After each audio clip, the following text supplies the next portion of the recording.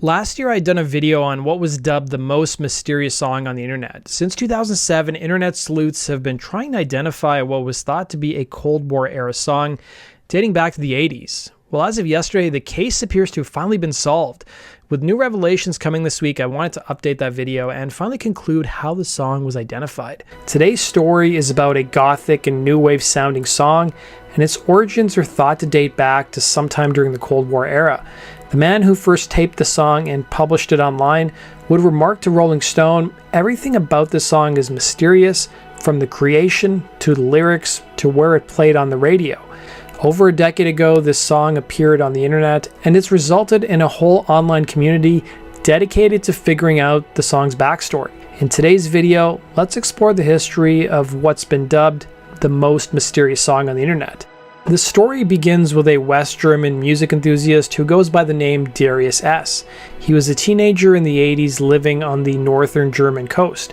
He would listen to the local radio station called NDR and tape his favorite songs, and he amassed a decent collection of mixtapes consisting mostly of groups like XTC, The Cure, and of course a lot of acts he didn't know the name of. He would refer to these mysterious tracks as his unknown pleasures. It was on one of the tapes he had a goth and new wave sounding song which he thinks may have been recorded off the radio in 1984 from a program called Music for Young People. He made a habit, like many people who recorded songs off the radio, of not recording the DJs introducing the song.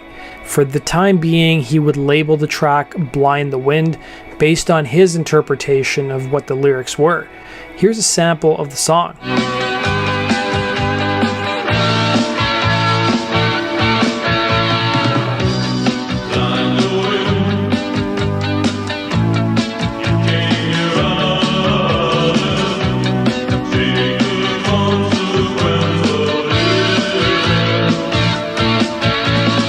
So nearly 20 years go by and it's now 2004. Darius is an adult and his sister Lydia H gives him a website domain for his birthday. Darius starts digitizing his tapes and he came across a tape labeled cassette number 4, which featured the likes of Simple Minds, Golden Earring, and the mysterious track he had labeled Blind the Wind. After Googling the lyrics, he couldn't find the song's name.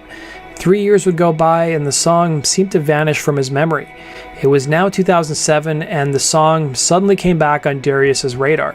He would turn to his sister, who was much more tech savvy than he was, and she would mount her own search of the song. She, like her brother, tried Googling the lyrics, at least what she perceived the lyrics to be, and couldn't get an answer either. Lydia would then upload a small snippet of the song to a Canadian site called spiritofradio.com and a German forum dedicated to 80s synth pop in addition to YouTube.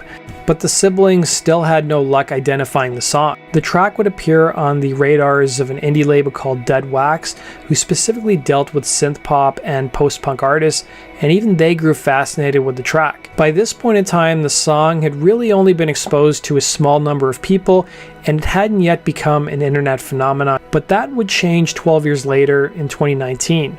The story took an unexpected turn when a 16-year-old Brazilian 80s synth-pop fan came across the recording on Dead Wax's YouTube channel. He would take the song and upload it to his own YouTube channel, and he also posted it to Reddit. He would even found a subreddit dedicated to dissecting the song, which today totals about 40,000 members. The song would go by many titles, including the most mysterious song on the internet, Like the Wind, Blind the Wind, Check It In, Check It Out, or Take It In, Take It Out. In reality, we all know that sometimes songs are named not even after the lyrics themselves.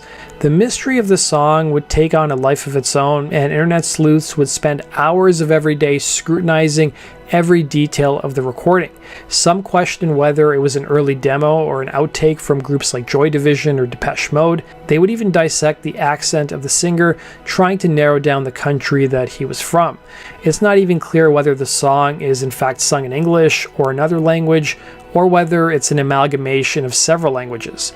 Of course, the subreddit has also had its fair share of people trolling the members, claiming they know the origins of the song. Some major music publications even started covering the story, including Rolling Stone magazine, who reached out to the DJ who hosted the program where the song was thought to have originated from. That DJ is named Paul Baskerville, but he doesn't recognize what the song is, and he wasn't even sure he ever played the track. On Baskerville's show, he would admit that they would play songs from obscure Eastern European artists, with some of the tapes actually being thrown over the Berlin Wall. Once Baskerville's identity was revealed, he was soon inundated with emails about the song, something which surprised him.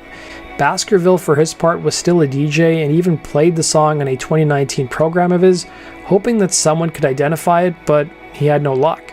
Baskerville would tell Rolling Stone what his theory was about the song, saying, "It sounds like bad English that Germans might sing, but it could be Polish or Russian. If Eastern European musicians sing in English, it can sound a bit austere and severe." Some stories are pretty crazy, with one person claiming they heard the song played at Whole Foods sometime in 2003. They went as far as trying to contact the company who manages the grocery chain's music.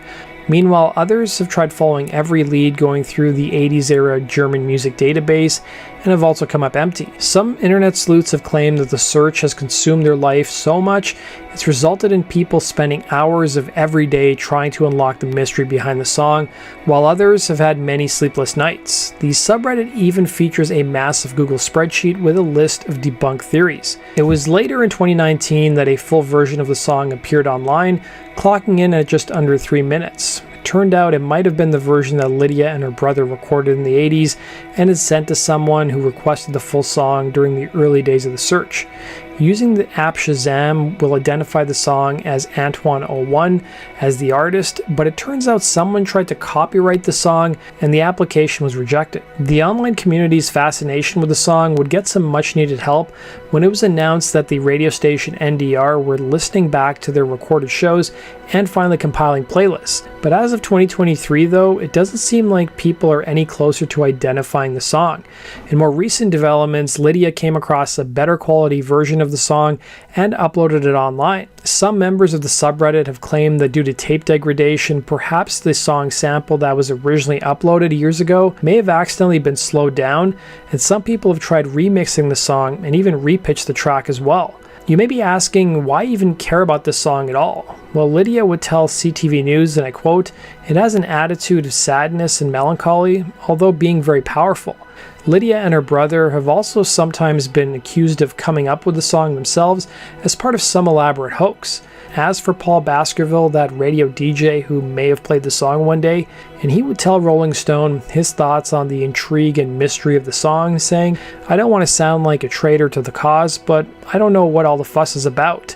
If I thought it was the best thing since sliced bread, I probably would have been more interested, but I don't think it's a particularly interesting song." So in 2024, the search came to an end when the identity of the song was finally discovered. This was in part due to a Redditor named MaryJN1412 who came across an old newspaper article from Germany, and the article talked about a band called FEX from Kiel who won a talent competition in Bremen in 1984, and their music was described in the article as being rock with wave and pop influences. The same user recognized one of the names in the article and reached out to a guy named Michael Hadrich, who is a member of a Horfest 83 band called Fret. They had some exchanges, and the Reddit user asked Hadrich if he had some of the songs that he made with FEX and Fret, and one of the mysterious songs among them was titled Subways of Your Mind.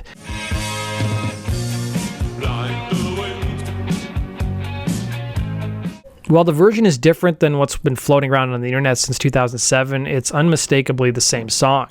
Hadrich was surprised to learn that the song was famous on the internet and was considered a piece of lost media.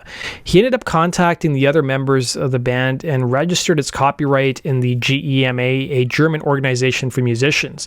The Reddit user revealed what happened next, stating, "After I emailed him back that the song is actually quite a famous lost song, he asked me not to go public with it until he spoke with his old band members. In the meantime, though, the song did get registered at the German Performance Rights Organization, and people found out about it, but I'm happy to say the band members agreed for me to go public with it." Michael Hadrich, who played keys and guitar and sang backup vocals, spoke with a German news outlet recently and offered some proof that it was in fact his band who recorded the song, including sharing recordings from the studio sessions and rehearsals for Subways of Your Mind, as well as a live recording of at least 2 shows where the song was played. He also included statements from the band, as well as their old agent who was at the studio. As for FEX, the band is hoping to reunite to record an updated version of the track. That does it for today's video, guys. Thanks for watching, and we'll see you again in Rock Culture Stories. Take care.